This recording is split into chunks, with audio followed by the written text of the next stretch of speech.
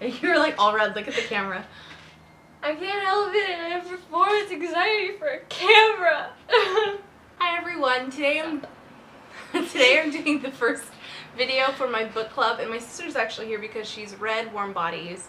She's seen the movie, and so we're gonna discuss the book. And I thought it'd be kind of fun to have like guest people come in and do the book clubs, and it feels a little more interactive.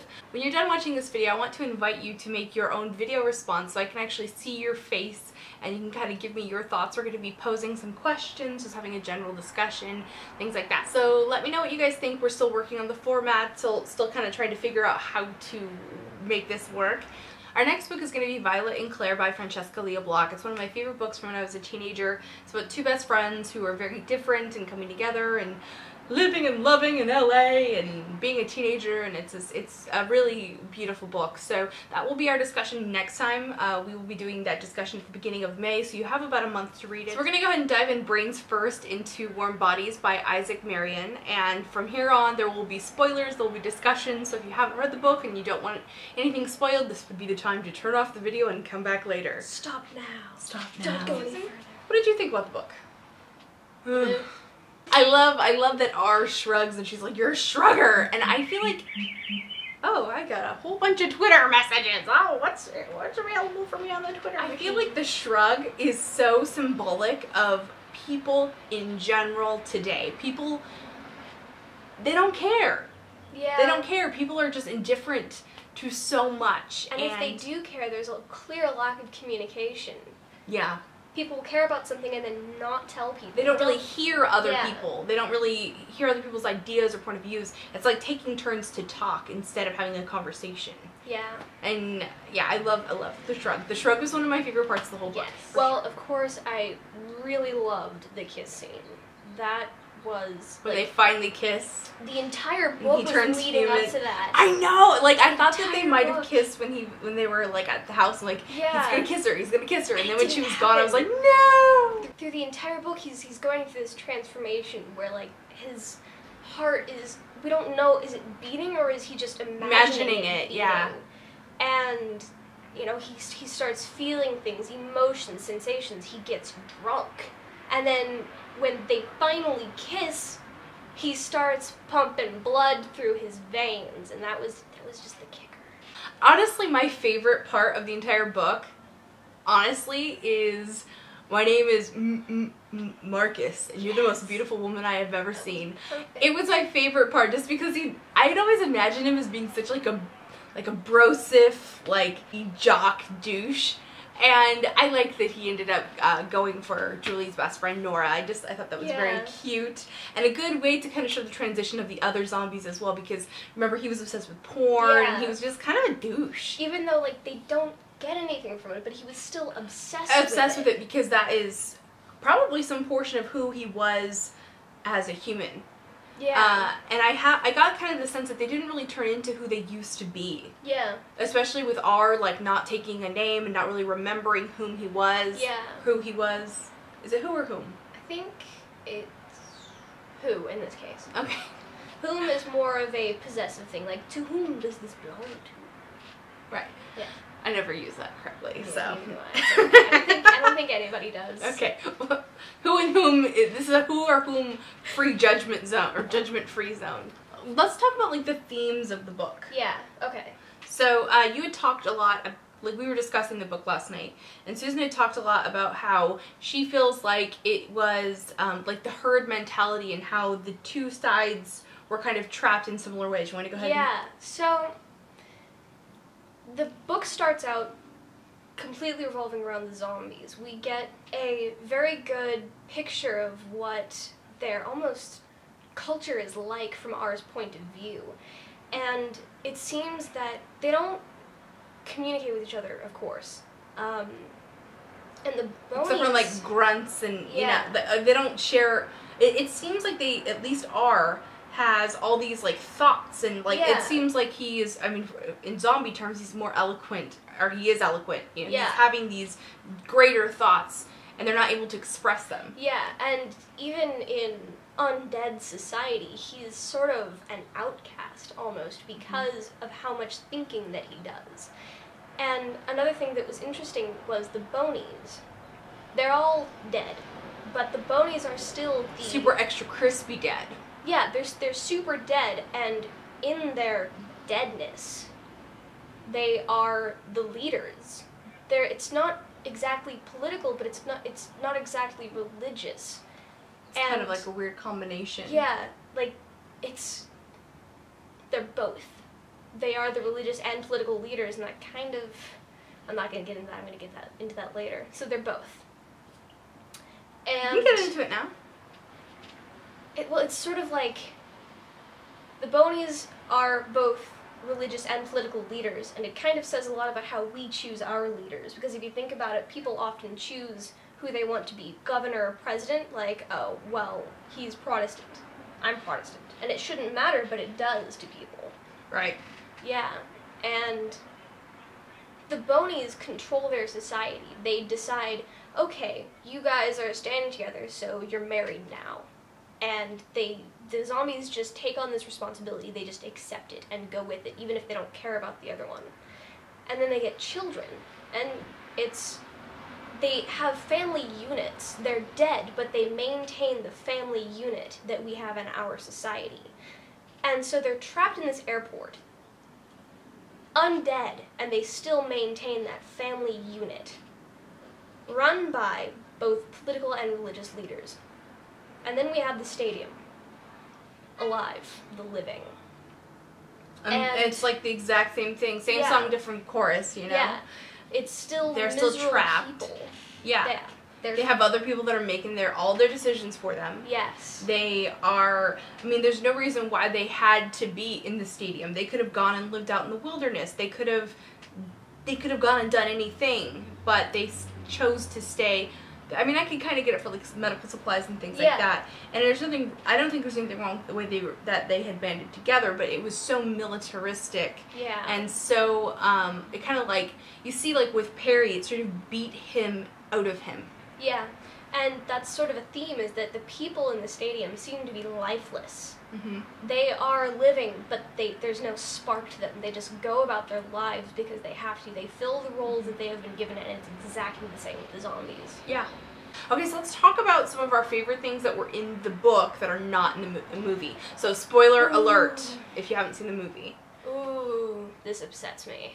They leave out important things. The whole bar scene, him getting drunk, him knocking those guys out because they were talking about Julie in ways that he didn't like. And he thought he might have killed them, and he kind of didn't care. It's like he didn't care, but at the same time he didn't want to be like that, but at the same time he didn't care about them. And then him actually biting this guy. He kills the guy, but he feels bad about it. He spits it out. The guy turns into a zombie. He doesn't enjoy it. He doesn't enjoy it in his mouth. He spits it out. It disgusts him. He's like, I don't want to be like this. That was the point. That was a defining point of him making a choice. And I think that really is the root of the whole novel. Not just that, you know, love conquers all and love will restore people, but really it was his choice to not do these things. And I think that's the biggest thing, is that Julie also chose not to go with the status quo anymore, and also to defy her father, who was the leader of this entire thing. And I feel like her father represents, for like the human side, what the Bonies were, because he became a Bony. He was a Yeah. And that's another thing, is that in the book he died. She kills him. Yeah. And it's sort of like killing... Symbolic, it was really important. Killing the Bonies in their living way.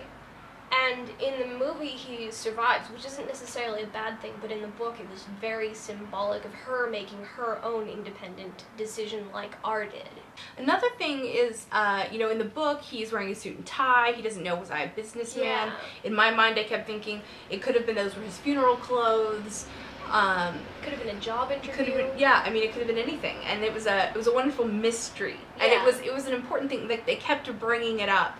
And so in the show, or in the movie, you know, he's wearing like teenager clothes. He's wearing a hoodie and jeans and stuff, and so it took an aspect of this mystery of who he was out of it, and I think that that's so important. It made him younger too, because in the book, Nora says at one point, you know, oh, you could be 50, or you could be 17, or you could be 30. Yeah, she, you know, says, you know, you could be this whole range, and in the movie they simplified it to teens or 20s. They made him younger. Right. And that ties into two separate things, and I'm going to go for one of them first, and then the other one's a bigger discussion. So the first thing is, I found it interesting that, you know, he had this suit, and he was always trying to figure out who he was and everything like that. Yeah. And then when he is human again, and she says to him, you know, why don't you just come up with a name? And he's like, I am R. He's owning the fact that he was once a zombie, which I think is really, shows a progression of the character. Yeah, it's because he was a clean slate when he became a zombie. He knew absolutely nothing about his life before. And he was constantly wondering, like, and that was the thing too, like with his wife, she had a name tag, and that was one of the things that attracted him to her, because if somebody could read, somebody would have a name. Yeah. You know, and so he had like this obsession with names, really. And then, you know, learning Julie's name was a revelation, but it was interesting that he didn't want to take a name for himself in the end. Yeah. I thought that was very interesting. That kind of brings me to my next point, and what I want to talk about is there's sort of a controversy with this book with young adult. You know, is this book young adult? Is the movie young adult? Is this for teenagers? Is this an adult novel? And I think that by having him wear street clothes that were more teenager-esque, it kind of fed into that. It gave it an idea of it being a teenager-esque romance. Yeah. And there's also been some issues of the book being marketed to young adults, or being marketed as a young adult novel. There, you know, it's been placed in bookstores in the young adult section, and the author's actually come out against this. It upsets him that this is considered a young adult novel. He feels like, you know, it wasn't written in a simplistic way.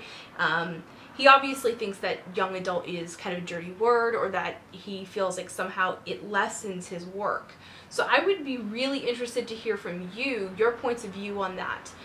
You know, do you think that young adult automatically equals a bad book? Obviously there are good young adult novels. But what do you think about the author's reaction to the way that his work was handled? What do you think about young adult novels, or young adult literature in general? And you know, the author has said, you know, it wasn't written simplistic, and there are no teenagers in the book, and da-da-da-da-da. But does that necessarily make it not a young adult novel? Warm Bodies is the kind of book that anybody can connect with. And so that's why I don't think it's young adult, necessarily. It doesn't have much violence. It doesn't have sex. It doesn't have anything that would make it inappropriate for young adults, but I don't think it is necessarily a young adult novel. And that kind of brings me to an idea that I have. I feel like there should be a different classification for books like this, and this probably would insult the author of the book just as much, but an easy read. Yeah.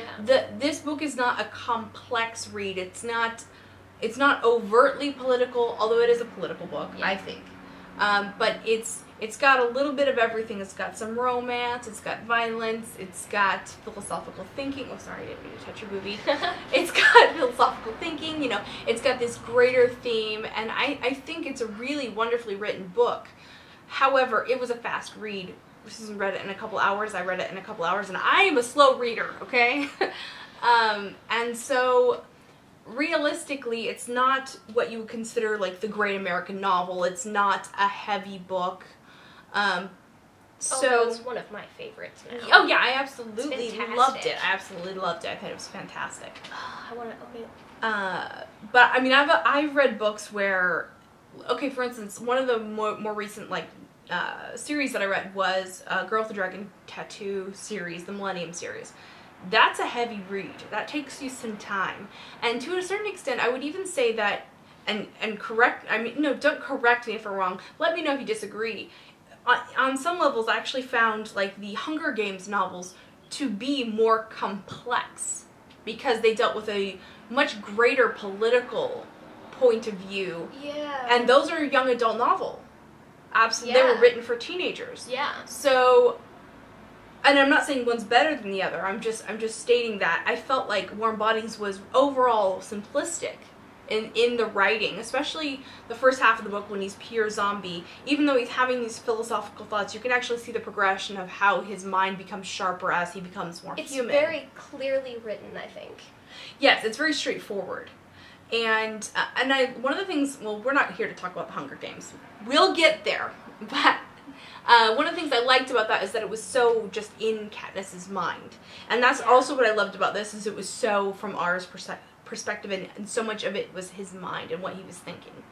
Something that I wish they hadn't cut out of the movie was the fact that Julie's eyes turned gold. Yeah. She wasn't a zombie, but she wasn't necessarily the way she was before. She was changed by it too. He wasn't the only one that was changed by it. And that's something, I feel like Julie doesn't just represent love in general. I feel like she represented life. Yes. And, okay, when I was reading this, or when I heard about this book, it was like zombie love story, and they kind of played it out like, oh, she, you know, he eats this boy's brains, and the boy's love for his girlfriend, you know, sparks something in him. And I don't feel like that's what it was. I definitely think that Julie was the spark. Yes. Or Julie and R together were the spark. But I feel like even though Perry at one point did love his girlfriend, I feel like there was more to it than just Perry and Julie's love, because Julie got over Perry pretty easily. Yeah. I mean, she wasn't really in love with him anymore. Their relationship was already dead. Yeah. And I feel like Perry was dead on the inside as well. Yeah. And it was almost like he still cared for her enough that when R ate his brains, he held on enough to make sure that R would be there for her in his own independent way. Right. When Perry couldn't. Right. But I don't feel like it was like Perry's love overcame his zombiness or anything. It was him. Yeah. And she was so full of color. She was full of imagination and hope and dreams. And I honestly feel like that's what it means to be alive. And the people in the stadium, they weren't living. They were breathing, you know, they had pumping hearts, but they weren't really alive. And Julie was alive. She painted her room, you know, she had artwork, and she enjoyed it. Right. That's what I mean. She represents not just love, but life. Yeah. Exactly. I think that pretty well covers all of our notes on this book. I want to now hear from you. What are your questions, comments, concerns, thoughts, feelings, emotions? Please leave me your feelings about this book in the comment section below, or even better yet, make a video response so I can see your faces and I'll comment on your videos, and that's how we're going to create this little community for ourselves. I hope that you're having a fantastic day. I'm not going to tell you to be vintage or tacky, because this is Cora in real life. Have a great day. See you. Bye.